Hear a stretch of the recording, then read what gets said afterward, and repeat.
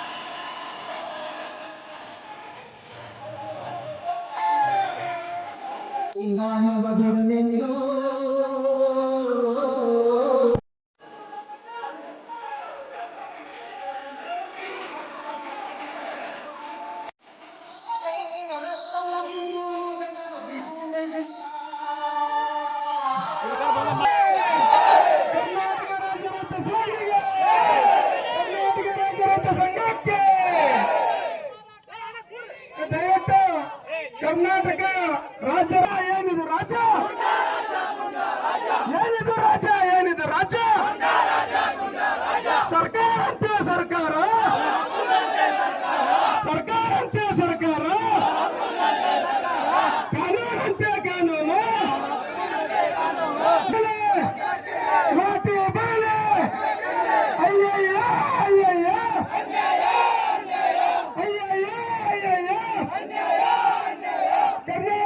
ರಾಜ್ಯ ರೈತ ಸಂಘಕ್ಕೆ, ಕರ್ನಾಟಕ ರಾಜ್ಯ ರೈತ ಸೇನೆಗೆ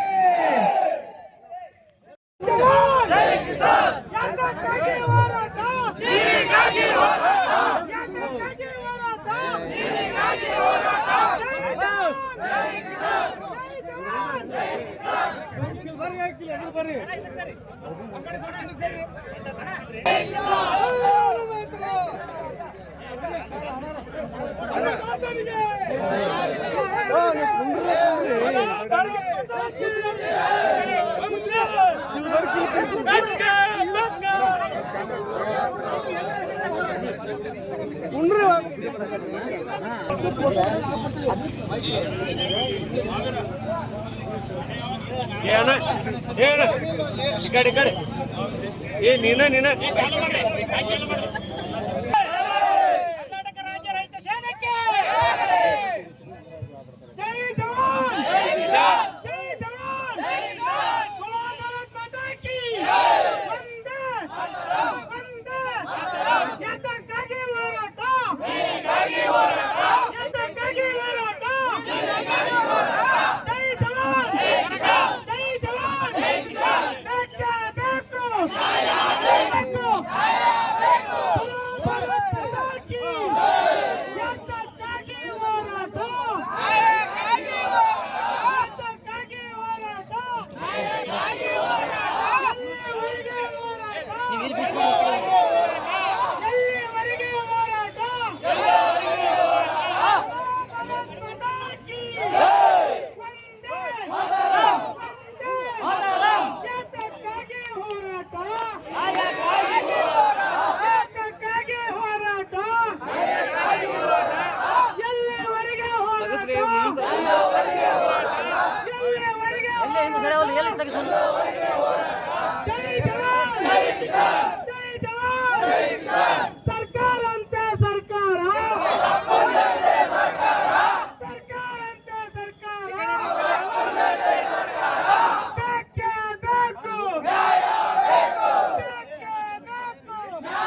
ಬೇಕು ಬೇಕೇ ಬೇಕು ಬೇಕೇ ಬೇಕು ಜೈ ಅನ್ನದಾತ. ಇವತ್ತು ನಾವು ರಾಜ್ಯ ಸರ್ಕಾರಕ್ಕೆ ಏನೇ ಕೇಳ್ಕೊಳ್ಳೋದೇನಂದ್ರೆ ರೈತರ ಸಮಸ್ಯೆ ಸಾವಿರಾರು ಇವೆ. ಈ ರೈತರ ಸಮಸ್ಯೆ ಸಾವಿರಾರು ಇದೆ ಅಂತ ಹೇಳಿ ನಮ್ಮ ರೈತರಿಗಾಗಿ ನಾವು ಏನಾಗ್ಬಿಡ್ದಪ್ಪ ಅಂದ್ರ ನಾವು ಹೊಲ ಮನೆ ದುಡಿತ ನಾವು ಅಲ್ಲಿ ಕುಂತೀವಿ. ಇಲ್ಲಿ ಒಬ್ಬರು ಕೂಡ ಈ ಶಾಸಕ ಪ್ರತಿನಿಧಿಗಳು ಕೂಡ ರೈತರ ಸಮಸ್ಯೆಗಳು ಕೂಡ ಒಂದು ದಿನ ಕೂಡ ವಿಧಾನಸೌಧದಲ್ಲಿ ಚಿಂತನೆ ಇಲ್ಲ. ಈಗ ನೋಡ್ರಿ ಯಾಕಪ್ಪ ಅಂದ್ರೆ ಮುಂದಿನ ದಿನಗಳಲ್ಲಿ ಬರ್ತಕ್ಕಂಥ ದಿನಗಳು ಏನಪ್ಪಾ ಅಂದ್ರೆ ಗಂಭೀರ. ಇವತ್ತು ನಮ್ಮ ಇಡೀ ದೇಶದ ಜನಸಂಖ್ಯೆ 140 ಕೋಟಿ ಇದೆ. ನಮ್ಮ ರಾಜ್ಯದ ಜನಸಂಖ್ಯೆ ಒಂದು ಕನಿಷ್ಠ ಏನಿಲ್ಲಪ್ಪ ಅಂದ್ರೆ 5-6 ಕೋಟಿ ಜನಸಂಖ್ಯೆ ಜಾಸ್ತಿ ಇದೆ ಅಂತ ಅನಿಸ್ತಾ ಇದೆ. ಆದ ಕಾರಣ ನಾವೆಲ್ಲರೂ ಕೂಡ ಎಚ್ಚರಗೊಳಿಸಬೇಕು. ಎಚ್ಚರಗೊಳಿಸಿಲ್ಲಪ್ಪ ಅಂದ್ರೆ ಮುಂದಿನ ದಿನಗಳಲ್ಲಿ ನೋಡಿ ನಮ್ಮ ಪರಿಸ್ಥಿತಿ ಏನಾಗಿದೆಪ್ಪ ಅಂದ್ರೆ ನಾವು ಬೆಳೆದ ಬೆಳೆಗಳಿಗೆ ಕನಿಷ್ಠ ಬೆಂಬಲ ಬೆಲೆ ಇಲ್ಲ. ಈಗ ಅವರು ಮಾರಾಟ ಮಾಡಿದಂತ ವಸ್ತು ಇರ್ಬೋದು, ಕ್ರಿಮಿನಾಶಕ ಇರ್ಬೋದು, ಗೊಬ್ಬರ ಇರ್ಬೋದು, ಇನ್ನಿತರ ಇರ್ಬೋದು, ಅದಕ್ಕೆ MRP ಇದೆ. ನಮಗೆಲ್ಲಿದೆಪ್ಪ MRP? ಅದಕ್ಕೆ ಜ್ವಲಂತ ಸಮಸ್ಯೆಗಳು ಸಾವಿರಾರು. ಇದಕ್ಕೆ ನಮ್ಮ ನೆಚ್ಚಿನ ಕಾಂತಣ್ಣ ಮತ್ತು ಎಲ್ಲ ನಿಯೋಗದ ಸಂಗತಿಗರು ಮೊನ್ನೆ ಪೂರ್ವ ಸಭೆ ಕರೆದು ಈ ಇಡೀ ನಮ್ಮ ಸನ್ಮಾನ್ಯ ಮುಖ್ಯಮಂತ್ರಿಗಳಿಗೆ ನಾವು ಹೇಳಿದ್ವಿ. ಏನ್ ಹೇಳಿದಪ್ಪ ಅಂತಂದ್ರ ರಾಜ್ಯದ ನೀವು ಏನ್ ಅಧಿವೇಶನ ಕರ್ತೀರಿ, ಒಂದಿನ ಎಷ್ಟು ಖರ್ಚಾದ ಸ್ವಾಮಿ, ನೀವು ಒಂದಿನ ಕೂಡ ವಿಧಾನಸಭೆಯಲ್ಲಿ ಒಂದು ದಿನ ಚರ್ಚೆ ಇಲ್ಲ. ನಿಮ್ಗೆ ಏನಾಗ್ಯಾವ ಅಂದ್ರ ಅವ ಇವೇ ಚರ್ಚೆ ಆಗ್ಯಾವ. ಇವ ನೀರಿನ ಬಗ್ಗೆ ಒಂದಿನ ಕೂಡ ದನಿ ಎತ್ತಾ ಇಲ್ಲ. ಇವತ್ತು ನೀರು ಏನ್ ಫೋಲ್ ಆಗ್ತಿದೆ, ಏನಿದೆ, ಯಾವ ಸಮಸ್ಯೆ ಇದೆ ಅಂತ ಒಂದಿನ ಕೂಡ ರೈತರ ಸಮಸ್ಯೆಗಳು ನೀವು ಎಲ್ಲಿ ವಿಧಾನಸೌಧದಲ್ಲಿ ಚರ್ಚೆ ಮಾಡ್ರಿ. ನೀವು ಏನ್ ಸಂದರ್ಭದಲ್ಲಿ ದಯವಿಟ್ಟು ಮುಖ್ಯಮಂತ್ರಿಗಳು ಗಮನಿಸ್ರಿ. ನಿಮ್ ಬಗ್ಗೆ ಗೌರವ ನೀವು ಅವಾಗಿನ ಸಿದ್ದರಾಮಯ್ಯ ಸಾಹೇಬ್ರು ಈಗಿಲ್ಲ ಅಂತ ನಾನು ಹೇಳ್ತಾ ಇದ್ದೀನಿ. ಕಲ್ಯಾಣ ಕರ್ನಾಟಕದ ಎಲ್ಲ ಕುರಿಕಾಯ ಬಂಧುಗಳು ನಾವು ನಿಮ್ಗ ಯಪ್ಪ ದೇವ್ರೆ ನೀ ಬಾರಿ ಇದೆ ಅಂತ ನಿಮ್ಗೆ ಓಟ್ ಹಾಕಿ ನೀ ಯಾಕ ಧೈರ್ಯ ಬರೋಲ್ದು ನಿನಗ. ದಯವಿಟ್ಟು ಧೈರ್ಯ ಬಂದು ರೈತರು ಸರಿಯಾಗಿರೋ ನಿಮ್ ಜೊತೆ ನಾವಿರ್ತೀವಿ. ಯಾಕಪ್ಪ ಅಂದ್ರೆ ಏನತ್ರ ಇವತ್ತು ಇಡೀ ರಾಜ್ಯದಾಗ ಏನಾಗ್ಬಿಡ್ತಪ್ಪ ಅಂದ್ರ ರೈತ ಸತ್ನ ಒಯ್ದ ಇಡ್ರಿ, ಇಲ್ಲಿ ಸತ್ನ ಅಲ್ಲಿ ಒಯ್ದ ಇಡ್ರಿ. ಇಂಥ ಸಮಸ್ಯೆ ಬರಬಾರದು.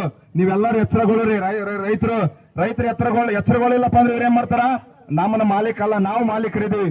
ಆದ ಕಾರಣ ದಯವಿಟ್ಟು ಮುಂದಿನ ದಿನಗಳಲ್ಲಿ ಇವತ್ತು ಮುಖ್ಯಮಂತ್ರಿಗಳು ಶೀಘ್ರವೇ ಇವತ್ತೇನು ನಮ್ಮ ಕಾಂತಣ್ಣ ನೇತೃತ್ವದಲ್ಲಿ ನಡೀತಕ್ಕಂಥದ್ದು ನೀವು ಗಮನ ಹರಿಸ್ರಿ. ಯಾಕಪ್ಪ ಅಂದ್ರ ಏನಾಗ್ಬಿಟ್ಟದಪ್ಪ ಅಂದ್ರ ನಮ್ಮಲ್ಲಿ ಎಲ್ಲಿ ಕೇಳಂಪ ಕೇಳಿದ್ರೆ ಎಲ್ಲಿ ಹತ್ತಿರ್ತಾರ, ಎಲ್ಲಿ ಒಳಗಾಗ್ತಾರ, ಯಾರಿಲ್ಲ. ಈ ಬುದ್ಧ ಬಸವ ಅಂಬೇಡ್ಕರ್ ಮಕ್ಕಳು ಯಾರಿಗೆ ಎದುರ ಅವಶ್ಯಕತೆ ಇಲ್ಲ ಈ ದೇಶದಾಗ. ಈ ದೇಶದಾಗ ಪ್ರಧಾನಮಂತ್ರಿ ನಮ್ಮಾಳ, ಮುಖ್ಯಮಂತ್ರಿ ನಮ್ಮಾಳ, ಶಾಸಕರ ನಮ್ಮಾಳ. ನಾವು ಕರೆಸಿ, ನಾವು ಜನಸೇವಕರಂತ ನಿಮ್ಗೆ 5 ವರ್ಷ ಮತ ಕೊಟ್ಟಿವಿ. ನೀವು ನಮ್ ಕೆಲಸ ಮಾಡ್ರಂತ, ನೀವು ಕೆಲಸನೇ ಮಾಡ್ತಾ ಇಲ್ಲ. ಏನೇನೋ ನೋಡ್ತಾರ, ಏನೇನೋ ಮಾಡ್ತಾರ. ಏನ್ರಿ ಸ್ವಾಮಿಗಳೇ, ನಿಮ್ಮ ತಂದೆ ತಾಯಿ ಏನು ಶ್ರೀರಕ್ಷೆ ಕೊಟ್ಟಿರ್ತಾರ, ಶಿಕ್ಷಕರು ಏನು ಕೊಟ್ಟಿರ್ತಾರ, ಆ ಬೋಧನೆಗಳು ಅಲ್ಲಿ ವಿಧಾನಸೌಧದಲ್ಲಿ ಚರ್ಚೆ ಇರ್ಬೇಕು. ಬೆಳಗ್ಗೆ ಏನ್ ಮಾಡ್ಬೇಕು, ಏನಿಲ್ಲ. ಏನಾಗ್ಬಿಟ್ರಪ್ಪ ಅಂದ್ರ ಇವ ಒಂದು 5,000 ಕೋಟಿ ಕಳು ಮಾಡೋಣ, ಅವ 5,000 ಕೋಟಿ ಕಳು ಮಾಡೋಣ. ಎಲ್ಲಿ ನಂದು ಎತ್ತಿರ್ತಾರೋ ಇಲ್ಲ ನಿಮ್ದು ಎತ್ತಿರ್ತಾರೋ, ಇವು ಒಂದೇ ಆಗ್ಬಿಟ್ಟು ದಯವಿಟ್ಟು. ಅದಕ್ಕೋಸ್ಕರ ಇವತ್ತು ನಮ್ಮ ನೆಚ್ಚಿನ ನಾಯಕನಾದಂತ ಕಾಂತಣ್ಣ ಏನಂದ, ಇಲ್ಲ ನಾವು ಕಲ್ಯಾಣ ಕರ್ನಾಟಕದ ಬಸವಣ್ಣನ ಅನುಯಾಯಿಗಳಿದ್ವಿ. ಈ ಬಸವಣ್ಣ ಅನುಭವ ಮಂಟಪ ಎಲ್ಲಾ ಜಾತಿಗೂ ಸಮಾನ ಕೊಟ್ಟಂತ ಅನುಭವ ಮಂಟಪ. ನಮ್ಮ ಭಾಗದಲ್ಲಿ ಇರ್ತಕ್ಕಂತ ಇಂಜಿನಿಯರ್ಗಳಿಗೆ ನಾವು ಮುಖಾಂತರ ಅಭಿನಂದನೆ ಸಲ್ಲಿಸಬೇಕು. ಎಲ್ಲರೂ ಜೋರಾಗಿ ಚಪ್ಪಾಳೆ ತಟ್ಟಬೇಕು. ಯಾಕೆ ಅವ್ರಿಗೆ ಅಭಿನಂದನೆ ಸಲ್ಲಿಸಬೇಕು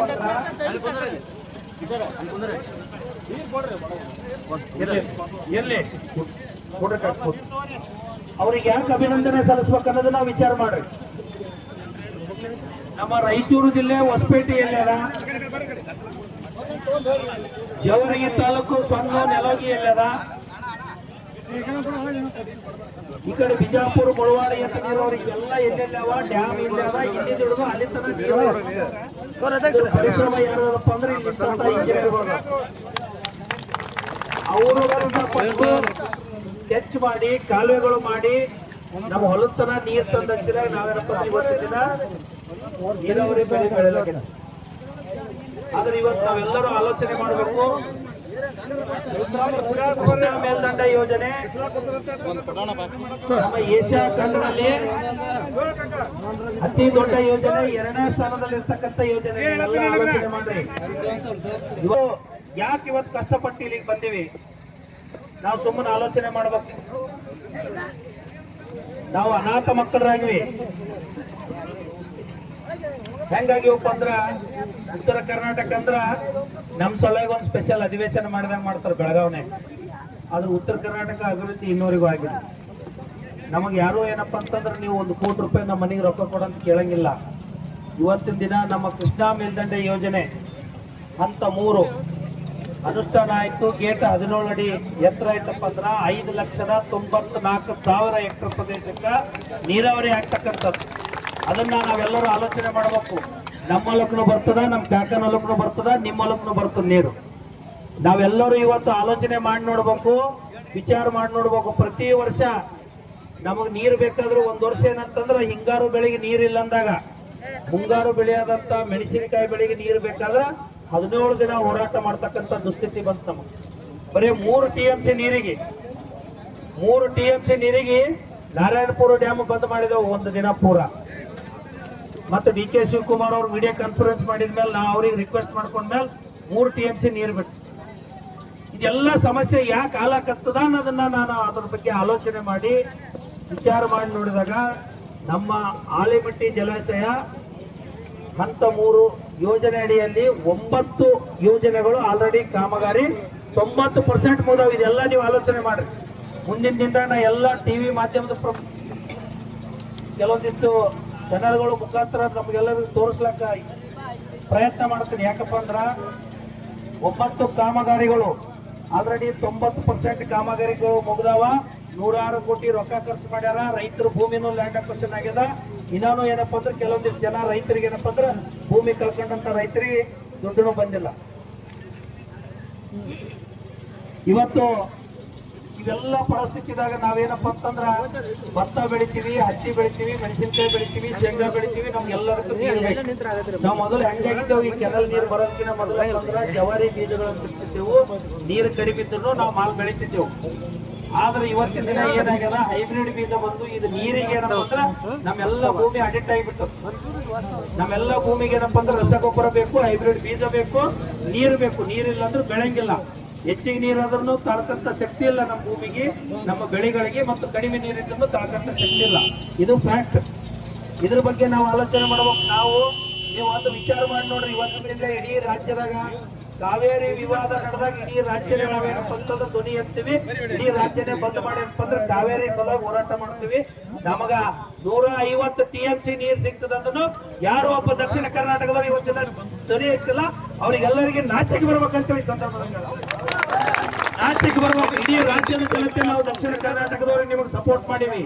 ಕಾವೇರಿ ವಿವಾದ ಬಂದಾಗ ನಿಮಗೆ ನೀರಿನ ಸಲುವಾಗಿ ನಾವೆಲ್ಲರೂ ನಮ್ಮವ್ರನ್ನೆಲ್ಲ ರೌಡಿ ಶೀಟರ್ ಆಗ್ಯಾವ, ಕೇಸ್ ಆಗ್ಯಾವ. ಇವತ್ತಿನ ದಿನ ನಮಗೆ ಎಷ್ಟು ನೀರು ಬರ್ತದ, ಇದನ್ನ ಆರೆಮಟ್ಟಿ ಡ್ಯಾಮ್ ಹೈಟ್ ಆದ್ರೆ 150 TMC ನೀರು ನಮಗೆ ಹೆಚ್ಚಿಗೆ ಆಗ್ತದ. 5,94,000 ಹೆಕ್ಟರ್ ಪ್ರದೇಶಕ್ಕೆ ನೀರಾವರಿ ಆಗ್ತದಂದ್ರೂ ನಮ್ಮ ರಾಜ್ಯದಲ್ಲಿ ಇರ್ತಕ್ಕಂಥ ನಮ್ಮ ಉತ್ತರ ಕರ್ನಾಟಕದ ಜನಪ್ರತಿನಿಧಿಗಳು ನೀವು ಏನ್ ಮಾಡ್ಲಕತ್ತೀರಿ, ನಿಮ್ಗೆಲ್ಲರಿಗೆ ನಾಚಿಕೆ ಬರ್ಬೇಕಂತ ಹೇಳಿ ಇವತ್ತು ಇದು ಹೋರಾಟ ಏನಪ್ಪ ಅಂತಂದ್ರ ಇಲ್ಲಿಗೆ ಮುಗಂಗಿಲ್ಲ. ಇದು ಓನ್ಲಿ ಶಾಂಪಲ್ और अभी ಸಿನಿಮಾ ಬಾಕಿ है. ನಾನು ಇಲ್ಲಿಗೆ ಮುಗಿಸಂಗಿಲ್ಲ. ಇದು ಹೋರಾಟ ನಮ್ಮ ರಾಜ್ಯದಲ್ಲಿ ಇರ್ತಕ್ಕಂಥ ಮುಖ್ಯಮಂತ್ರಿಗಳು ನಮ್ಮ ಉತ್ತರ ಕರ್ನಾಟಕಕ್ಕೆ ಎಲ್ಲೇ ಬಂದ್ರು ಅವರು ಮುತ್ತಿಗೆ ಹಾಕಂತ ಕೆಲಸನೂ ಮಾಡ್ತಾರೆ. ಇವತ್ತು ನೀವು ಎಲ್ಲರೂ ಆಲೋಚನೆ ಮಾಡೋ ತಮ್ಮ ಕೂಡ ಅಷ್ಟೇ ಕೇಳಿಲ್ಲ ಕೂಡ ನಾನು ಕೇಳಲ್ಲ. ಈಗ ನಾವೆಲ್ಲರೂ ಆಲೋಚನೆ ಮಾಡ್ಬೇಕು ಏನಾಗ್ಯದ ಫ್ಯಾಕ್ಟ್. ಈ ಕೃಷ್ಣಾ ಮೇಲ್ದಂಡೆ ಯೋಜನೆ ಏನಪ್ಪಾ ಅಂತಂದ್ರೆ ಯಾಕೆ ಬಂದಾಯ್ತು, ಎದಕ್ಕೆ ನಿಂತು ಸ್ವಲ್ಪ ಆಲೋಚನೆ ಮಾಡ್ತೀವಿ.